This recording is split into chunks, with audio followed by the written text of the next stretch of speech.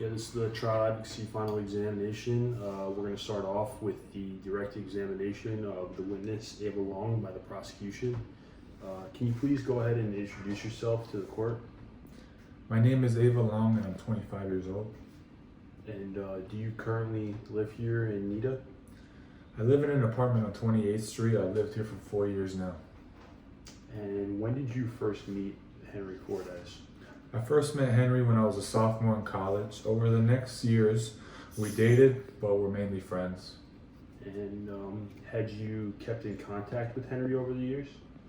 After college ended, we have exchanged Christmas cards over the years. I was pleasantly surprised when Henry called me in late February. And what happened after Henry called you? He said he was going to be in town for some kind of Forest Rangers convention, so we made a date for March 2nd. And on that date, what time did you guys meet up on March 2nd? He came to my apartment at about 10 o'clock p.m. And approximately how long did you guys stay there for? We stayed at his place for a few minutes, but then left for Gus's Bar and Grill, which is around the corner from my place. And what happened when you got to Gus's that night? It was quiet as usual. That's what I like about it. We sat at a table that was 2 tables away from the door. And did you guys order any drinks? Henry ordered a scotch for himself and a vodka tonic for me. And what did you guys do after that? We talked and drank for about 45 minutes, and then we started to order our second round when some guys came over and sat down 2 tables over from us. You mentioned 2 guys came in, and did you have any sort of interaction with them this long? Well, the guys hadn't been there for 5 minutes when they started making really awful comments about me. And how did that make you feel at the time? I got really angry at one, who I later found out was Harris. I told him to knock it off. Then the other guy yelled to Henry that I'm a prostitute. And what happened after that? I was in tears after that. Henry got up. And once Henry got up, how did the 2 men react to that? Felsen grabbed a beer bottle by the neck. He threatened Henry that he would cut his face off. And what were you doing at this time? I tried to help Henry, but one of them threw me to the ground. Okay, so you got thrown to the ground, and then what happened next? Well, I just stayed on the floor until the police came. Do you remember anything else about this fight in the bar? The only thing that I'm sure of is that at one point, Harris knocked down Henry with a punch. I heard Harris and Felsen screaming at each other to get Henry. And what happened once the cops came? He broke things up and took all our names and addresses. He told us he wasn't going to make an arrest and that we should all go home. And what time did you leave Gus's after that? I think we left shortly after, about 5 minutes. 5 minutes after Harris and Felsen. And what happened when you left Gus's? Well, before we were even a block away, Harris and Felsen jumped out of an alley and clobbered us. What do you mean exactly in the song when you say clobbered us? Could you describe that a little bit more? Well, I was really startled when they jumped out. They just came out of nowhere. Harris threw me to the ground. And where was Harris while you were on the ground? As I was on the ground, I was to Harris's right. He was facing the street, and Henry was facing the alley. Did he happen to have anything in his hand? Harris had a small pole of some kind. It looked like a broomstick in his right hand. And what did he do with it at that time? He hit Henry over the head. And what happened after that? Henry went down, and then Felsen started kicking him. And what were you doing at this time when you say Harris was kicking you? I guess it was about 5 to 10 seconds before I started screaming. Got up and ran for help. And after you ran for help, what happened when you got back? When I got back, I came with a cop. Henry was out cold, all bloody. And where were Harris and Felsen at this time? They were nowhere to be found at this point. Okay, can you tell us what happened after that? The ambulance came and I got in with Henry. The cops followed us into his car. And did anyone from law enforcement contact you in the days after? Officer Logan called me and asked me to come to the police station. And what happened while you were at the police station as well? I picked Felsen and Harris out of the lineup. I knew right when I saw them that they were the ones who did it. Thank you, Your Honor. No further questions. Moving along, I'd like to start off by continuing onto the cross-examination of defense witness Gerald Harris. Your name is Gerald J. Harris, correct? Yes.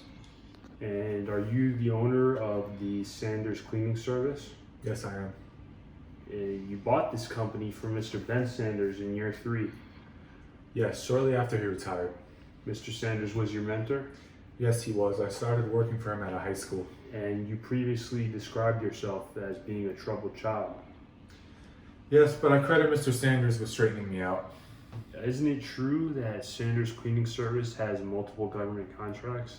Yeah, I have multiple cleaning contracts with local, state, and the federal governments. But you yourself are not particularly fond of the NIDA government? No, that's because I had recent business troubles with them. In fact, you think that some of them are political hacks. Well, they made some baseless allegations against me. They claimed that you had a practice of overcharging, correct? Yes, but it's all cleared up now. I employ over 100 people and made $2 million. You don't make that kind of money overcharging. Thank you, Mr. Harris. I'd now like to direct your attention to March 2nd. You received a call from Eddie Felson on that date, Yes, I did. and Eddie Felson is an old high school friend of yours. Yes, but I hadn't seen him for some time. You arranged to meet Eddie at your office at 7:30, Yes, but Eddie showed up slightly early. and Eddie asked you for a job at this time. Yes, but I told him unfortunately I could not hire you. Isn't it true, Mr. Harris, that your government contracts prevent you from hiring felons? Yes, it is. In order to make it up to him, you took him to a wrestling show. Yeah, that's correct. And you called somebody on the way to this wrestling show. Yes, I called my girlfriend Glenda Barkin and made plans with her later that evening. So you went to the arena and Eddie really enjoyed the show? Yes, Eddie really seemed to get excited by the fighting and chair slamming. And afterwards you went to Gus's for drinks.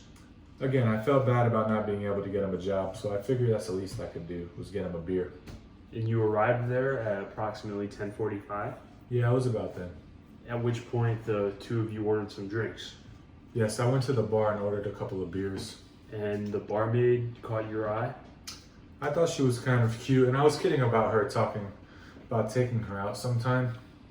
You asked her what time she got off work. I asked her what time she got off work and whether she would go out with me, but I was only joking. As I said, I had a date to meet with my girlfriend later that night. Then you got a second beer and went to go sit down. We had a beer at the bar and then took our second to a table in the way back of the room. You noticed some people at the table next to you. Yeah, we looked over and one table away where we saw a really good looking woman sitting with a guy who looked like he was hammered. And Eddie recognized that woman, correct? Yeah, he told me she was a prostitute. He was even staring in her direction. Well, he started giving her the eye when all of a sudden the drunk, who I now know to be Fortis, comes flying across the room and knocked Eddie to the ground. And you got some beer spilled on you. Yeah, but it wasn't a big deal. But you still proceeded to go after him. Yeah, I just wanted to break up the fight. The woman was also involved in this physical altercation. Somehow, I just pushed her aside. And you saw Eddie take a beer bottle in his hand. It all happened so quick, he could have had one. And what happened afterwards? The fight was broken up by the cops, correct? Yes, they told us to take it easy and let us go. Then you and Eddie happened to go back to this motel. Yes, around 11:30. And during the drive, you and Eddie were still angry. I told him he should cool it. The guy was just drunk. Then you say that you went back to your office. Yeah, I went back there to clean some things. Isn't your office only a block away from Gus's bar? Yeah, that is. Thank you, Your Honor. No further questions.